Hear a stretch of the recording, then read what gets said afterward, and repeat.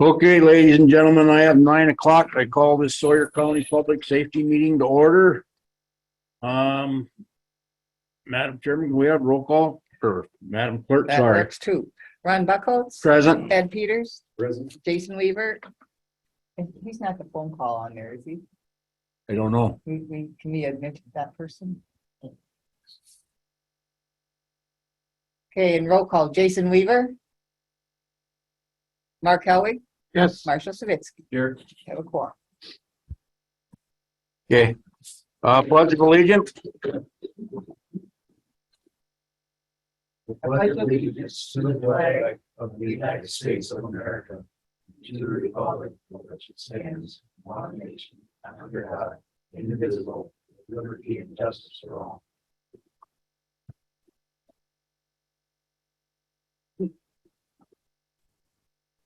Okay, Madam Clerk, our way in certification of compliance with the open meeting law. This meeting has been noticed to the public and news media as required by section 19.84 of the Wisconsin statutes. Okay. Meeting agenda has been presented. Any questions with it? If not, we're just gonna leave as is. Is there any public comment? Nobody. No online. hands up. Okay, all right. Okay, number 7. Consider approval minutes from the previous meeting. I'll Okay. second it. We have a motion by Mr. Peters and a second by Mr. Savitsky to approve the public safety minutes of last month. All in favor, say aye. Aye. All opposed, motion carries. Judges report. Have none. Courthouse remodel.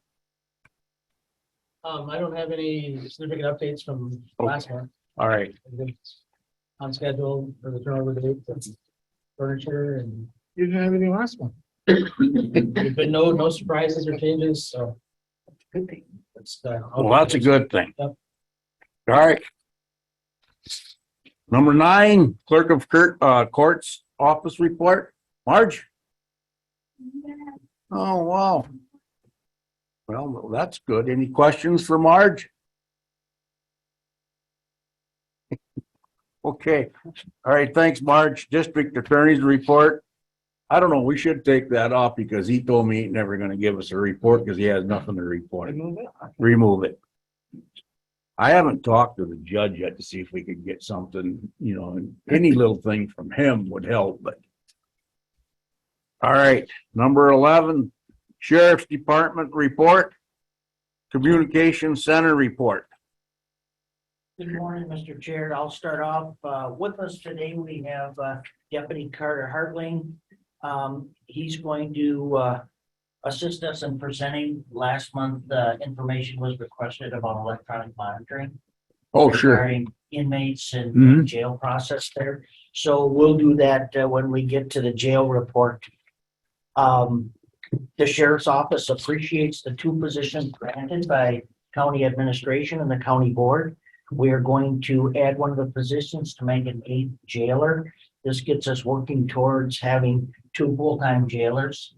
The only time we'd have a void is for personal time off, and there's a little overtime issue there we're working through, so we greatly appreciate that. I think it's gonna really benefit the dispatch. I'm sorry, not jailer, dispatch. Your I'll excuse stand here. corrected here. Yes. We are also going to establish a 3rd detective with the 2nd position. It's going to be 2 criminal detectives with a drug investigator. However, all 3 detectives will work closely together. I think the podium's for you, Lieutenant. Also, in the past, we've given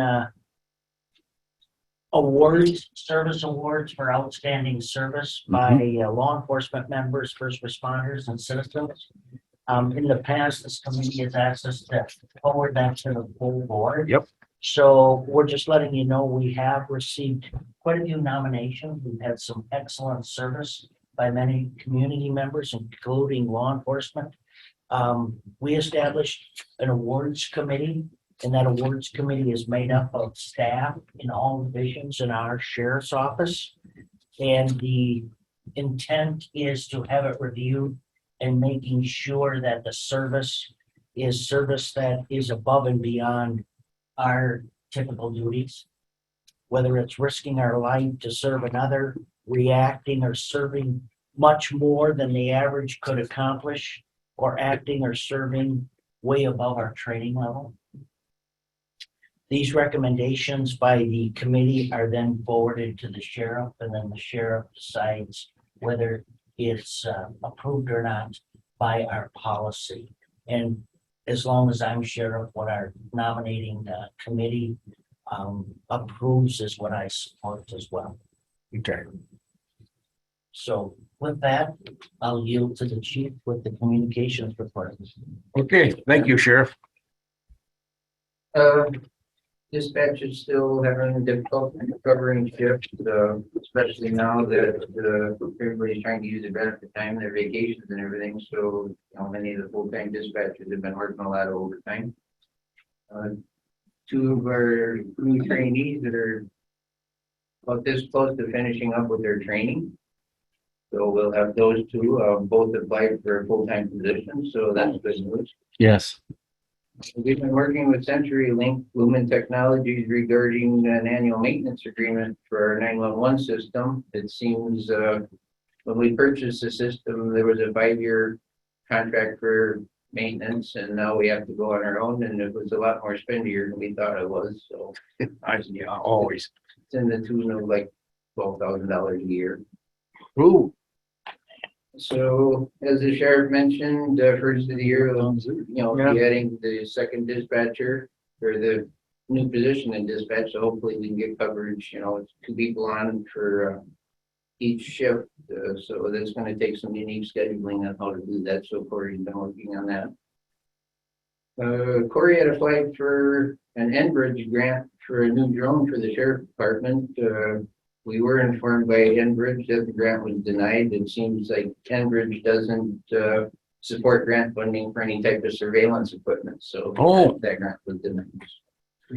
Calls for service for November were down a little bit from last year's November. So that's good news. And we so far this year had 16,522 calls for service. Compared to 17,339 for the same time period last year. Okay. So my question, Chief, on your dispatchers, the 2 that you have that are just about done with their training. So how many will that put you short then after them 2 are hired on full time?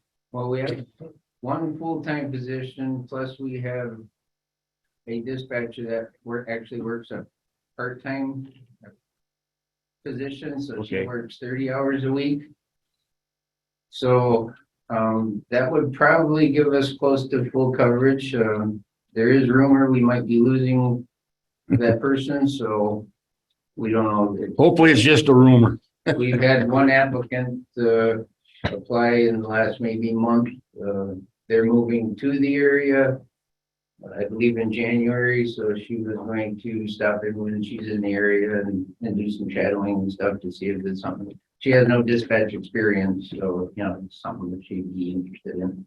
Yeah, okay. Any questions for the Chief Deputy? Anybody? All right, thank you. Number 11B, patrol report.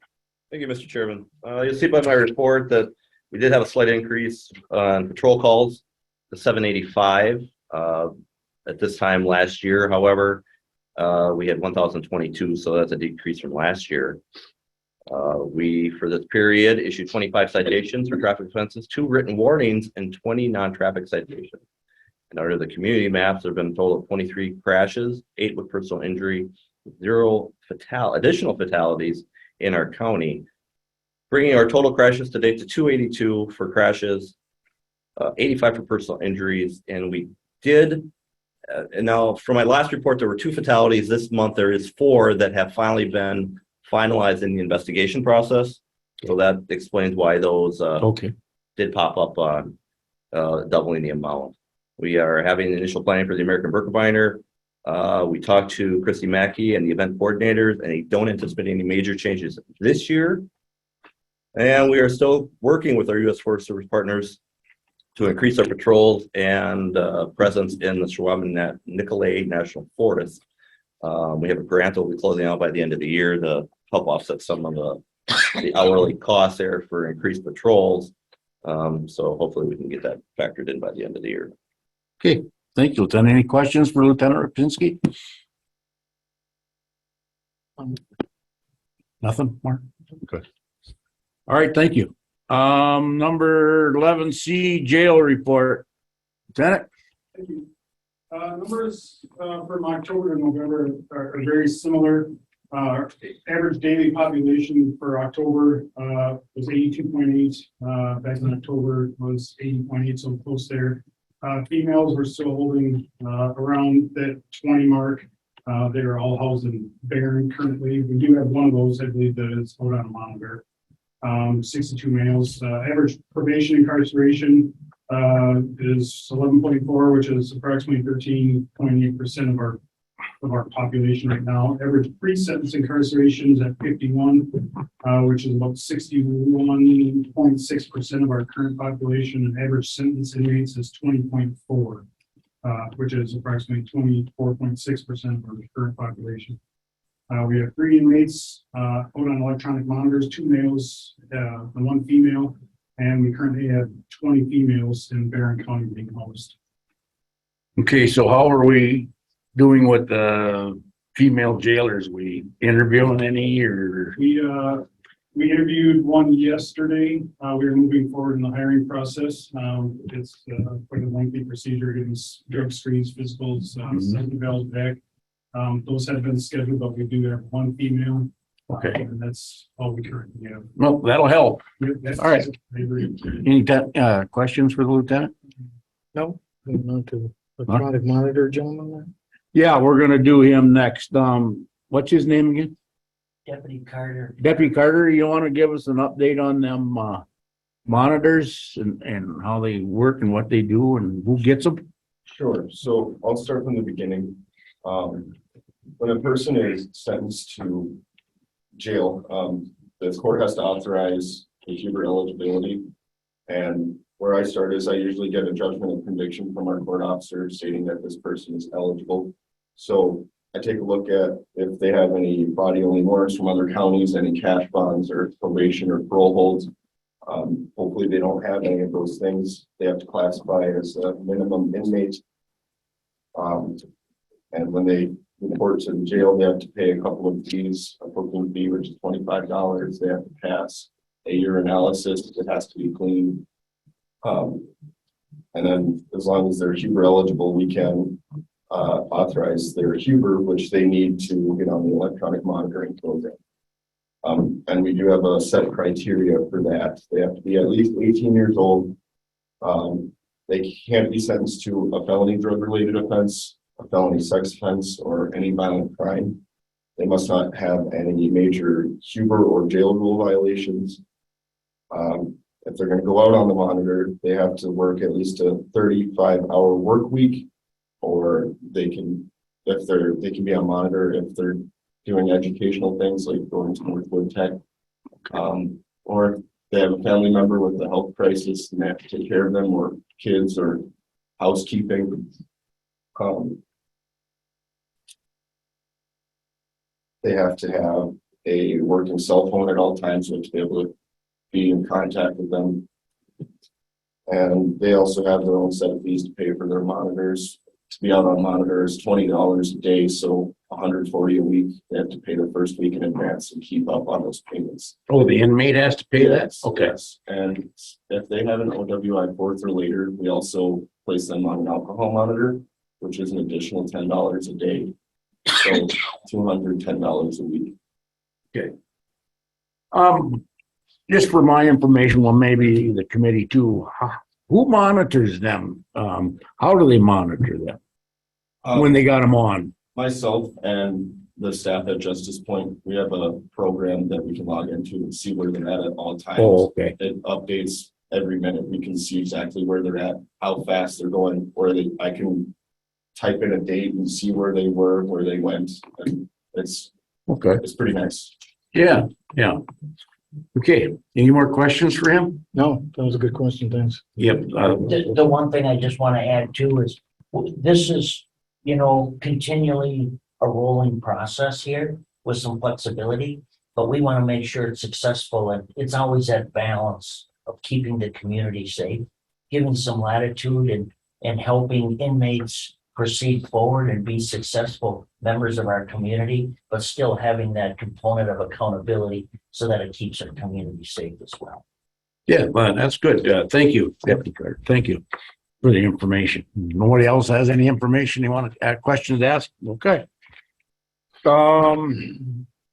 Numbers 11D, communication specialist report. Is Mr. Kruk on there? Yes, not. Huh? Did everybody read his report then? It came in quite late, so you might not have gotten it till this morning. It Okay. was there this morning. It came in late last night. Okay. All right. I don't have any questions on it. Does anybody else, Mr. Peters? Sheriff is good with what's going on. Well, we want things to move forward faster, but we have some electronic components that are down.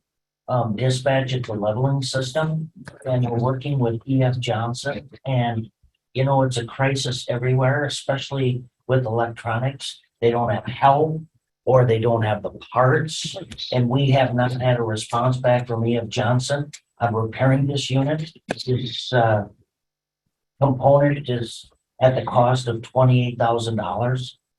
So, we're trying to make an evaluation here of whether we need to replace it or we can get it fixed. But it's been in that process for 3 or 4 months, and still we can't get a response from EF Johnson. We have brought Duluth Superior Communications in to assist as well. Ben with them. His first name is Ben, and he's been very helpful. But, he shares the same concerns dealing with these suppliers that Wow. everything's delayed. Okay. All right. Thank you. All right, number F, code enforcement specialist. Brandon? Sure. No written report for this month. There's Okay. not much change from what's been going on. Only thing to mention is that I've been taking a lot more equine related calls. Really? Yeah.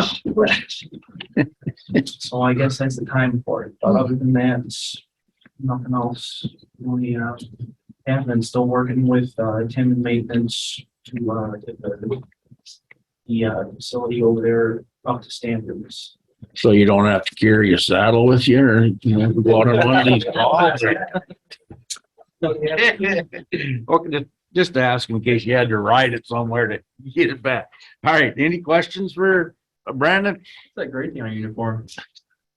That thing on your vest next to you. Oh, this is, it's like a high pitch frequency if a dog is charging. Sometimes it'll spook them off enough to stop them from doing it. But depends on. Loud? You can't hear it. But they can hear. Okay. Yeah, it works on my dog, so. Wrong one. Okay, any more questions for Brandon? Anybody? Okay, number 12. There's a item 11E on the agenda. Tribal law enforcement. Oh, yeah, I skipped that. Sorry. Yep, I see it now. Okay, number 8, tribal law enforcement grant update and discussion and possible action. Okay.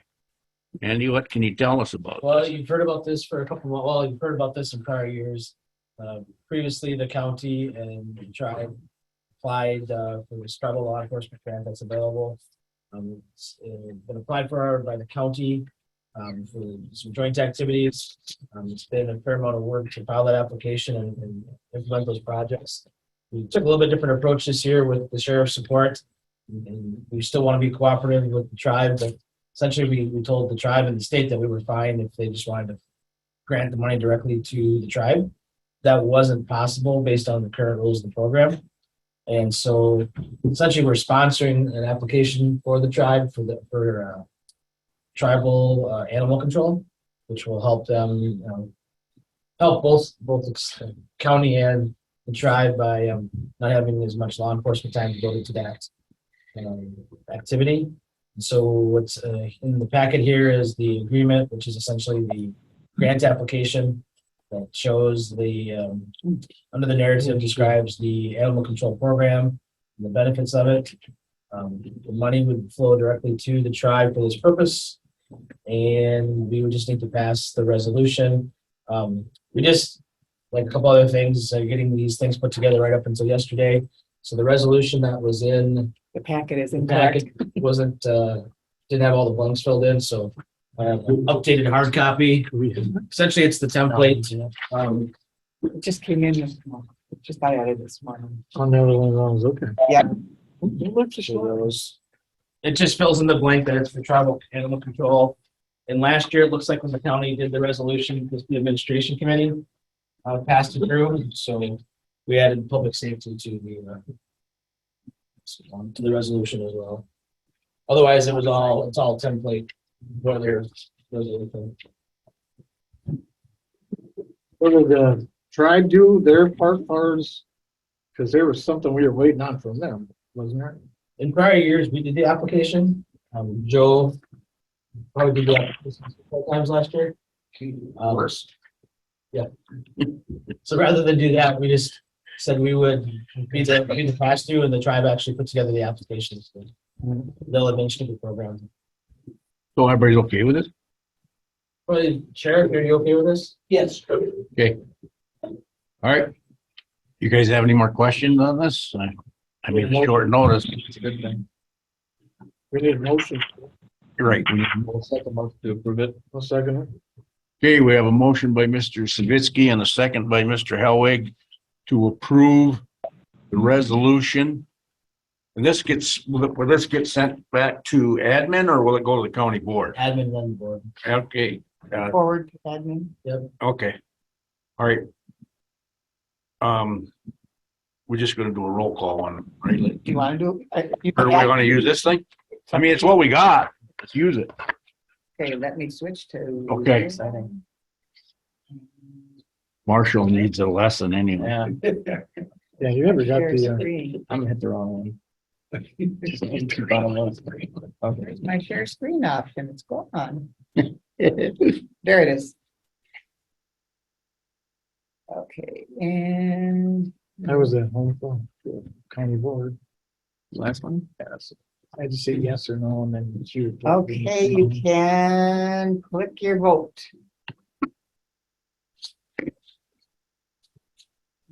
And I will close it. And it passed 4-0. Okay, There's no more verbal votes for this kind of stuff anymore. It's all electronic. It's up to the chair. yeah, it's up to the chair. If you want to go that route or not, yeah. It's just, I think it's great because, you ain't listening to everybody yell out, yeah, this, do that, so. All right, motion carries to send it on to admin first, Andy? Yeah. Okay, Honestly, I just admin it's because that's where it went last year. Yes. So it's really more just a public safety. all right. Trying to unshare my screen here again. Do they have these in the CJCC? Cause I know what. We haven't had it in CJCC. It could certainly be added, but we haven't so far. Oh, there it is. Okay, I got it back. Thanks. Okay, number 12. Child support MOU with DCF and LCO. Yeah, this is something you've heard about for a few months. We've been working on this. There's been an existing MOU in for a number of years that relates to the transfer of child support cases from our agency to the LCO agency for any case that has a tribal member involved. The tribe changed part of their ordinances and how they administer their, which affects then our cases. Once the case is transferred, the tribe takes them over and they do the collection and monitor the repayments. But, with the change in their ordinance and really what the change is, I'm just gonna, the MOU I have on the screen and you have it in the packet. This is like, Is that another late hour thing? and they were going to let us know if they had any changes to this by yesterday. They've not said anything, so I'm just gonna proceed with it. Okay. Really, number 7 is where the, actually.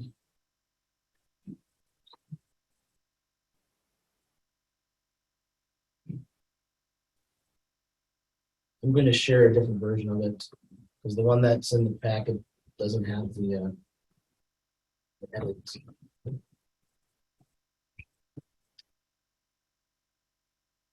Is your, what we're doing here. All right. So the real changes that were necessitated, or the tribe changed their ordinances, is that for the payment of state ordered costs and fees, number 7 is such collection efforts shall continue for a period of 10 years or until such time as the youngest child reaches the age of 30, whichever is later. This is consistent with these are all state statutes and administrative code on how child support is administrated. So what they did is they set an end date when they're going to stop their actions on collection repayments. Our only concern with that, and it's a limited number of cases, is that if we still have funds owed to the county before we transfer a case, there might be foster care that was incurred with the children. There might be filing fees or guardianship costs. If those aren't collected and the tribe is going to be done collecting them, we wanted the opportunity to still try to collect on those debts. It's unlikely we would do that. I mean, it's going to have to be of a certain dollar amount. We're going through the work to collect on a debt that could be 20, 30 years old. But we did want to protect the county's interest if the county chose at that time to do it. So what this MOU does is put a notification step in, which already has to be done anytime a case is going to be closed out. And then that's number 9. Prior to the closure, the tribe shall provide the county a notice. And then if we want to collect on those debts, we will go to tribal court to get a judgment to do that. But it's going to be on a case-by-case basis whether or not that's even worth the time to do. Okay. The other thing this clears up is the transfer of cases. There's been this, not contentious, but there was a process in place where there had to be an affidavit of concurrent jurisdiction filed with the court in order for a case to transfer. We've put in some flexibility, and this has been okayed by the judge, both judges, that doesn't have to necessarily be an affidavit, but any evidence that's provided sufficient to demonstrate that there is concurrent jurisdiction. There's some evidence that one of the parties is a tribal member. The judge can take that evidence and then transfer the case to the LCO child support. So those are the major changes. Otherwise, all the other MOU contingencies are outlined by the state process that's already established. And I think that's kind of the nuts and bolts of it. You're okay with it, huh, Andy? Yeah. Okay. What I little bit I read of it, I'm okay with it too. So what about you guys? Well, I guess the only concern about is the, shall we say, the lateness of the hour that we are getting this information. Yeah. That it's hard to make a informed decision when we can't see it. And it's just, sometimes it's gonna happen, but So when do they need this by? It's been in the process for 6 months. There's no, in my world, there's no rush to move it. I can tell you that the last couple months, it's really been our attorney, and their attorney hammering out the language. And I thought their attorney was supposed to be here when this come back up. I thought that's what we were told. And she's never showed up again. Yeah. I mean, I kind of agree with Mr. Peters. postpone it until next month so everybody can get a look at it or? Well, yeah, I guess. Sounds like just going ahead with it now, but I just wanted to, Okay, want All to right. express my concern about that. okay, then we need a motion to approve.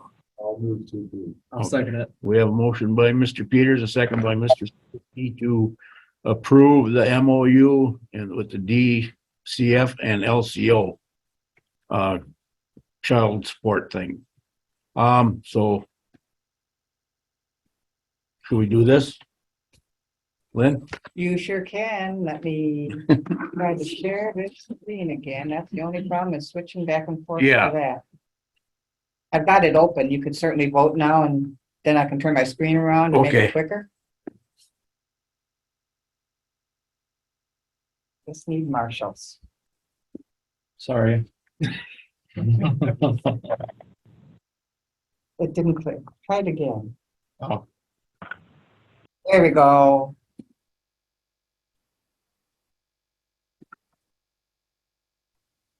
Okay, pass 4-0. Okay, thank you. Deb, All right. did say one.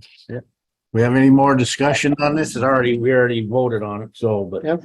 All right, number 12B, December 20 Public Safety report from Miss Okamoto.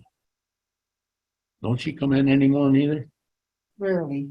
I'm here. I'm just on my phone. I'm in my office. All right, so, Good morning, ma'am. good morning. You startled. I don't have anything to add to the report, if anyone has any questions. I don't, it looks okay to me. You guys have any questions for Okamoto? No, we're good, but thank you for coming. Yeah, thank you. All right. You're welcome. Have a good day. Bye. Have a good day. All right, number 13, coroner's report. Mr. Fremmel, you're up. Can you hear me? Sure. All right. Oh, well, I mean, obviously you can see we've been working on some autopsies this year, and I've been a little bit busy doing some community outreach, kind of going on with Meals on Wheels, and I got invited to speak at a pretty big conference. I thought was going to be like 10 people, ended up being like 200. But yeah, that was pretty informative, just for them and as me. As you can see, I put up a pie chart. That's just the average ages of the decedents we've had so far this year. I got a few open cases that I'm still working on. A lot of toxicology reports I'm waiting for. And you got any questions on the coroner side? I do not. No. Nobody does. Thank you. You're welcome. Okay, number 14, emergency management / ambulance report. Okay, well, as you can see, we're trying to keep up on the grants. You know, this in December, one of the grants are due. I believe it's the EPCRA. So we're working on keeping that. I've applied for some grants through the Gary Sinise organization, and also we're doing looking for some Narcan grants. You know, Narcan's getting pretty expensive right now, so just seeing if we can bring those costs down. Obviously, we've been working with the Berkey, getting ready for road closures and their bridge. I got a permitting that we're going to be submitting here shortly once I get all the roads that they want closed down. Any other questions on the emergency management side? Yeah, John, we use $25,000 for Narcan just through the ambulance service here. Is that what I'm reading? Well, so it's the estimated for the county usage, right? That's like public safety, like the health nurses, and that's the LCO. That's what we're kind of looking at put together for. And I'm pretty close to, close there myself. We use a lot of Narcan. Plus, the Narcan that we don't use, it's only good for a year, so, you know, we end up, anything that doesn't get used has to be replaced. So we're actually looking for getting more Narcan for like the nasal sprays for the first responders that I have out in the field, those EMRs. So they're actually not taking from my, because I'm the one that supplies those. Right. Question for you. Answer. Does I think you just said you're trying to get it for every first responder. Do all maybe this is a sheriff question, how about the road officers? They have Narcan? Yeah, they have their own. They get their own through a grant. Okay. So I'm unsure about how they get it, so that's not a me question. I like to see every citizen have one myself, because there's so many that stuff going on. Does a lot of what you get at the end of each year go to expire at the end of the year? Well, Use pretty much all. we pretty much use it all. I mean, it's very rare which is kind of sad. It's kind of rare for our Narcan to expire. So, but it's the cost from 2 years ago to now is almost quadrupled. So, and because we are part of the medical field, I don't really get any break on it. Okay, Thank you. any more questions for Mr. Bremmel? Just a Go ahead. question about this is Ed Peters. Question about the emergency operation plans for the townships. Yep. And you said some are years out of date. Are there many that are years out of date? No, and we've actually been in touch with them, getting they're some of them just have to get voted on at their local level to just bring them up to date. And a lot of them, I mean, it's not really a common, agenda item for town boards, but we're just going around anything that I have that isn't, newer than 2018. We're making sure that they at least bring it up to their and get a new one voted on and sent in to me. So, Okay, thank you. Okay, any more questions? All right. Number 14B, ambulance billing. I got one question on that, Mr. Alvarado. At the last finance committee meeting, Mr. Kinsley was asking for a printout of what? I guess maybe I didn't understand what he was asking for. He wants something that he wants to see the numbers for the ambulance. Well, what we had at the finance committee meeting last month was we get a monthly breakdown of how much has come in based on the billings that have gone out. Okay. And so we were doing a comparison of this year of that point year to date versus prior years year to date, and then based off on what we budgeted. Okay. But we didn't add anything to this agenda because if this is on the first of the month, we don't have. Right. Okay. All right. I just wanted to bring that up. Okay. The other thing to discuss there too is we can break down the billings to show who's outstanding, any outstanding debts that are owed, or we can break it down by actually who we billed to show how much billing is going. Yeah, so this committee will get to see that and then Mr. Kinsley, right? Yeah, Okay, I think both committees wanted it on the agenda. So okay. Yep, okay. Any more on the ambulance billing? Does that include the ambulance report in total, or? I mean, I don't think he did that. It's No, on the screen. it's right here. okay, I was just, that notice about the November 23rd response and the danger to EMTs and firefighters coming up again. And what do we have any recourse to do anything about those situations? Because we do have recourses, and that's why we get usually Adult Protective Services involved. They're the first thing that has to go in there. and then they evaluate. And then they usually push it on. I do know there's fire chiefs, that, they do property assessment, and that helps with, but they can't really just go in and take things, you know what I mean? They can't force people to do things, but they can, hopefully, if it is a very bad problem, they can help move things along to like zoning and stuff. And Right. Public health. yeah, Human health.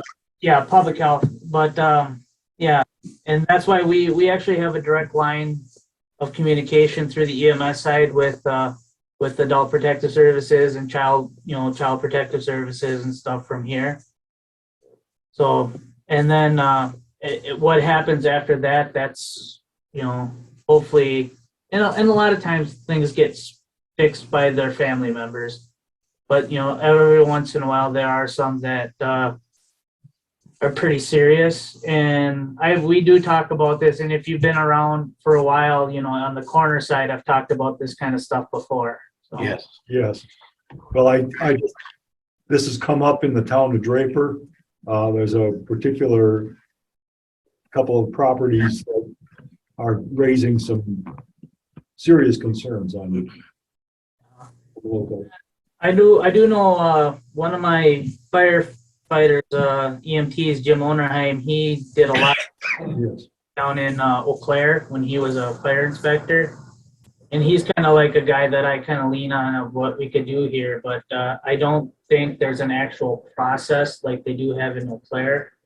But that would be something that, if he was around, he could kind of inform me on. I mean, realistically, can you tell somebody to clean up their residence, or can they just tell you to go park in and you can't do anything about it? Because I've turned things into Health and Human Services before with your staff, and you keep repeatedly going in there and can't get cots in there as a fire hazard for elderly people. I mean, can you realistically make them clean their house up if it's a residence, or no? It all depends on like if it ended up being like a hazard to the community. Like if you can, and I know a lot of us think that way. There are recourses, but that's in the realm of, not in my purview. I can't really force anybody on the even the emergency management side. I can't even really force people to do that. That would be a law enforcement, district attorney, and adult protective services kind of thing. What about commercial properties? Commercial properties have a separate issue. They can be regulated because they are open to the public. I think my experience has been like, if it's inside the house, it's not affecting the neighborhood, it's harder. I mean, you can go there out of a human health hazard if it's rodents, the outside is kept so that, or even the inside, I guess. But if it's attracting rodents or other issues like that affect the neighborhood, then it's easier for the county to go that route. But if it's strictly internal to the home, Right. it's the person's choice, and Adult Protective Services is going to assess if they're of ability to take care of themselves, or do they need appointed guardian and other sources. But if it's of their own choosing, if they're of sound mind, and it's much harder. So when Adult Protective Services go in, this might be a question for the sheriff. Does any of you deputies respond with them? Oftentimes it's law enforcement that brings APS in the loop. Oh, okay. Okay. All right. I got a question. I don't know if anybody can even answer this. Say if there was an emergency in the house and there's barely a path through there, could you legally shove the shit out of the way? Yeah. Oh yeah. We legally can, if it's emergency, we are protected, under, well, not only our insurance, but we are protected to get a person under implied consent, especially if they're unresponsive. So we can go in if they physically tell us no, and they can demonstrate that they're of sound mind. I mean, living in hazardous conditions, it's kind of hard to say that somebody wants to live like that, but that's the way it has to be. So if they're sound mind and they tell us, no, we can't just go in. But if they're unresponsive, if they're yelling for help, we can, under implied consent, we can do whatever it takes to get to that person. Thank you. Okay. Any more questions for Mr. Fremmel? Okay. All right. Thank you. Number 15, adjusting department and position duties for emergency management, ambulance, and medical examiner in 2023. Discussion and possible action. So part of this is going to be an explanation. And I'm going to kind of cover all of 15 together. Okay. And the sheriff's going to jump in when he feels. So this is not adding any new position, or I should say it's creating new positions, but not really adding any additional staff. But through the process of Nate Dunstan leaving as our emergency service or ambulance and emergency management director, we went through the process of hiring for that position.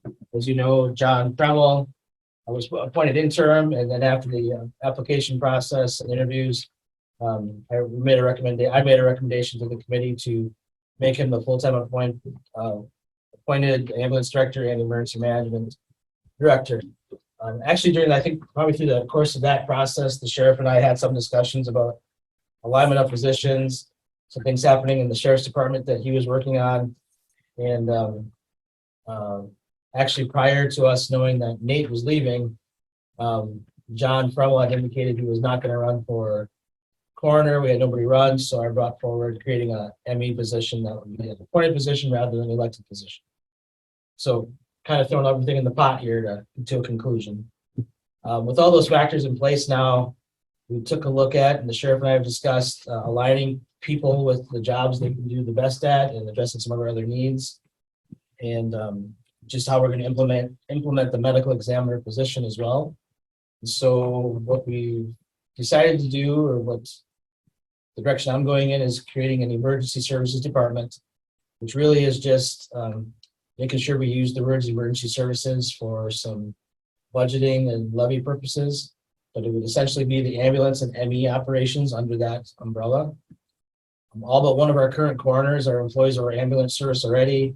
The skill sets and backgrounds of these programs are similar.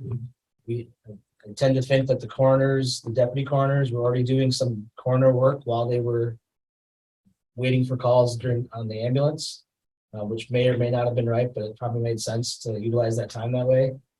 The ambulance director would also be the medical examiner, and I'm recommending that John Fremmel be appointed to both those positions, and they run jointly. We would move the emergency management director positions to a new position. If you recall, well, at this time a year ago, the emergency management position was a standalone position, and then when Pat Sanchez left, essentially the decision was to combine that with ambulance, which I think made sense with Nate in the position he was in. Some of the duties Pat did stay with the sheriff's department. So it's a natural fit to move the emergency management back to a position within the sheriff's department. We would post what we're calling emergency management and communications center director position within the department. We would post that and fill that. The ambulance director, ME, would have some deputy EM duties. Because I think we need to build in some, what I would call redundancy. So if somebody's gone, vacation, unavailable, we have somebody else that's able to step in.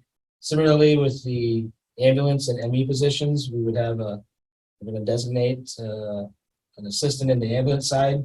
So if, again, John's gone, somebody's able to step in, and these are not administrative positions. It's going to be a working paramedic or AEMT that John's going to appoint to be able to make some decisions and help with staff scheduling or otherwise. We already have a chief deputy ME or chief deputy coroner position, or the chief deputy ME position to fill in as well. And then the ME would appoint all the current coroners who are interested in being deputy MEs then. So it's a couple things happening here. So summarize, emergency services would be ambulance and medical examiner. John's already piloting this when he's been in the interim role, as far as this, he's still doing the coroner work. He's assigning the deputies who might be working on the ambulance to coroner cases. We continue with that. We already set up the compensation for the ME to be the same as the coroner, as far as being per DMs for death certificates or cremation certificates, investigations. And then, creating the new communications center and emergency management position within the sheriff's department. And so really I think those are, they're not increasing jobs. So I think those are decisions the sheriff and I can make. So I think we're essentially informing you of that. But the action part would be sending an appointment to the county board for John Frumel to be the ambulance director and ME, the medical examiner. Sheriff, I bubbled through that. Do you want to get that? You did a good job. Just a couple things I'd add is that would really benefit us in dispatch as well. Because adding that 8th dispatcher, there's still a void with personal time off with other employees. This is a position if that person or the appointed person to take that position is not trained in dispatch, we work towards training them so they can help fill those voids as well. They could also help with administrative duties in dispatch, such as open records requests. We get so many open records requests because all of our phone lines and radio transmissions and what we receive are all recorded. So that's all public to open records requests as well. So there continually becomes more administrative duties, and that person in that position could really be utilized to help both areas there on the EM side as well as dispatch as in an administrative position. Okay. So you need an approval from this committee to send it on to the county board. The formal part is the appointment of John Frumel as ambulance director and medical examiner. Okay. Need a motion. As the ambulance director and medical examiner? Yes. We need a motion to approve Mr. Fremmel as ambulance director and emergency management director. Do we still plan on keeping that one? Will we keep, what's her name? That person who's not currently an ambulance service deputy as a coroner still? Ultimately, it's gonna be up to the ME to make the appointments to the deputies, but I believe John's gonna keep everybody that's there now. Is he okay with all those duties? I don't know. Pay increase or whatever. We've talked to John about this too. Okay. Yeah, it's a good question. A lot of Yeah, respect for- it's actually taken a major. I was gonna ask, is this a full-time position? Which one? John's is. and John's is, yes. The one in the sheriff's department is as well. That's gonna be a new position. One of those new positions too that you talked about too. It'll be a different position, but there really is not adding any staff. Right. Kind of the same thing, putting another hat on. Mhm. With these. We're switching John's hats from being ambulance EM to being ambulance ME. And then taking the EM into the sheriff's department. The sheriff's, okay. Communications. Oh, okay. I'd make that motion to approve this. I'll second. Okay, we have a motion and a second to approve Mr. Fremmel as emergency management and No. Ambulance and medical examiner. ambulance and medical examiner's position. Sorry about that. Okay, let's do this, Lynn.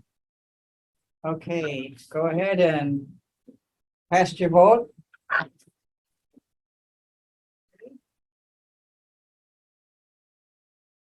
Four to zero. Motion carries.